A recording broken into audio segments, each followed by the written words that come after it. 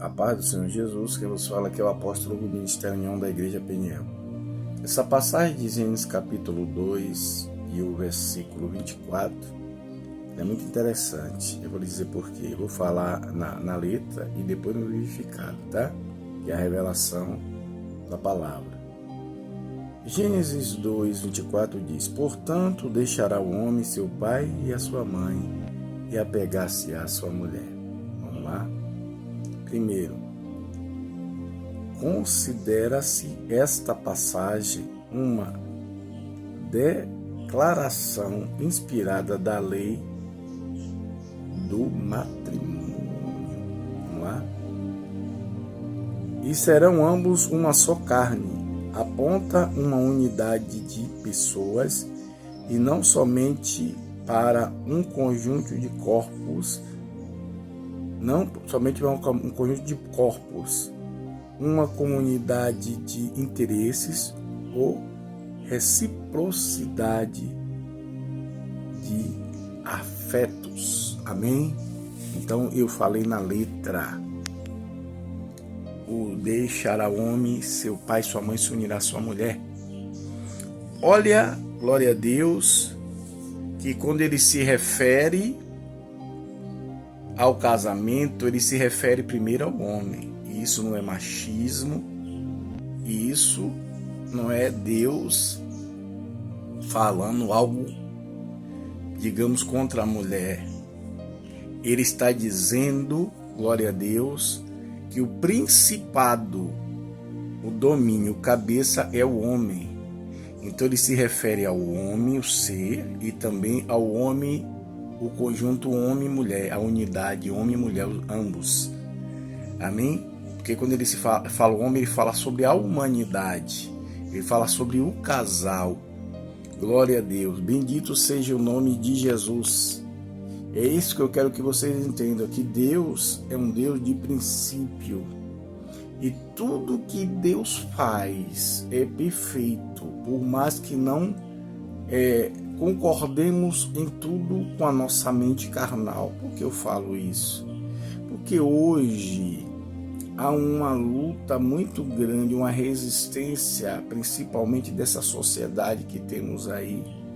Não a conservadora, a tradicional, mas uma sociedade que fala de amor contra o próprio amor que Deus instituiu, que é o casamento.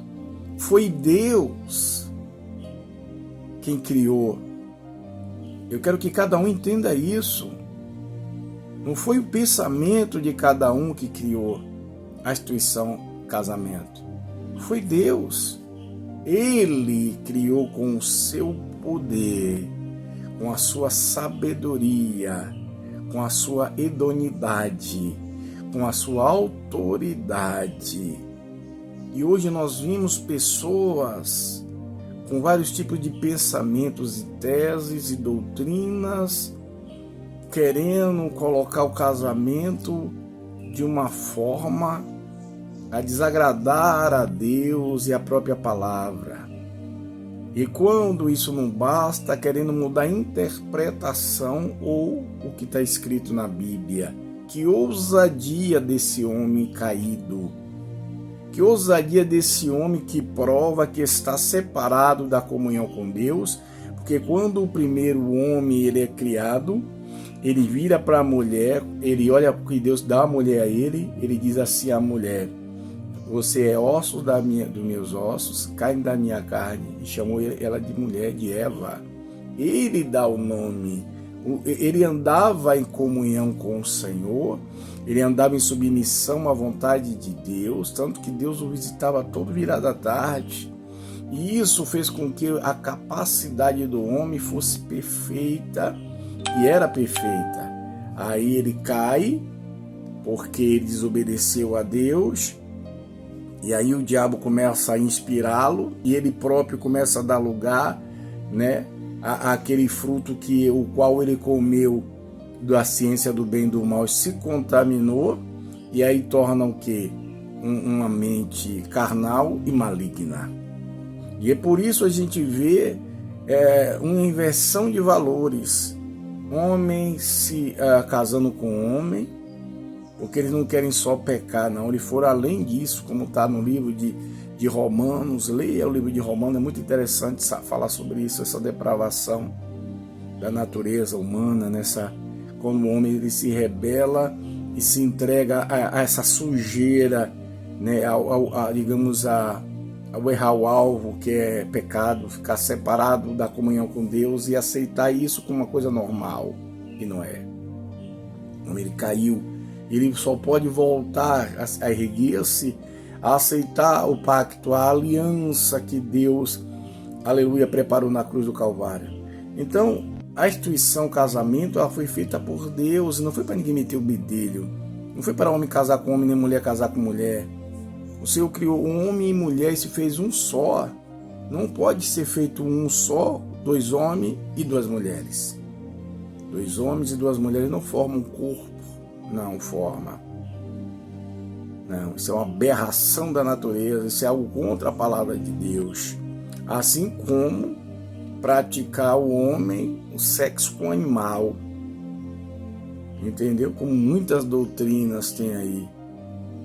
Né? O homem, ele praticar esse erro, né? De cometer o sexo com o animal, esse incesto, né? Essa sujeira, essa imundície.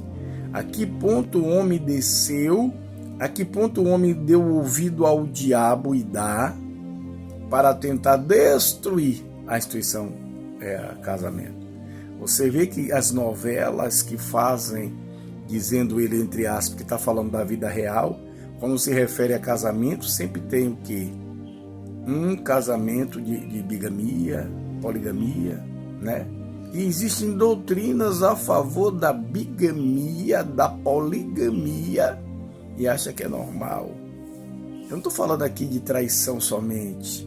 Eu estou falando de eles ensinarem não só sobre a traição, mas também eles ensinarem que o homem ele é capaz de viver através da bigamia e da poligamia, ou seja, casar-se dentro de um matrimônio já, sem nem estar longe do primeiro matrimônio, casar no outro matrimônio, tendo que estar dentro de um matrimônio, entendeu? Eu não estou falando a lei que une, a lei que separa. Estou falando o homem que quer estabelecer a bigamia, a poligamia dentro do ensinamento que dizem que é bíblico, entendeu? Então, arrependei-vos e crede no Evangelho. O que Deus fez, ninguém pode desfazer. Entendeu? Se ele fez o homem para a mulher e a mulher para o homem, não é o homem se sentindo mulher que é mulher, e nem a mulher se sentindo um homem que é homem. Homem é homem, mulher é mulher. Deus faz o homem com a palavra, criando do pó, e tira a mulher da costela. Ele não criou os 2 homens ali e disse, vão ficar juntos. Ele cria primeiro o homem, depois ele forma a mulher da costela. Glória a Deus. Então, não queira mexer naquilo que você não tem autoridade para mexer. Já basta a violência, já basta a degradação moral, já basta tanta coisa contra as famílias que tem acontecido e que tem levado a instituição família ao caos. Os falsos ensinamentos, né?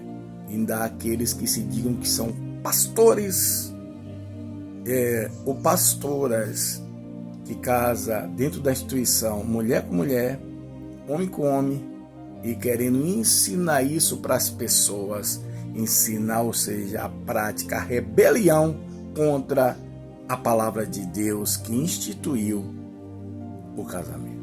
Que Deus tenha misericórdia e que cada um se arrependa para que não vá para o lago de fogo. Porque muitos falam que Deus não tem pena em condenar sua criatura ao lago de fogo. Depois eu vou falar sobre isso, viu? Para que você entenda. Que toda ferramenta preparada contra nós não prevaleça. Shalom, Adonai.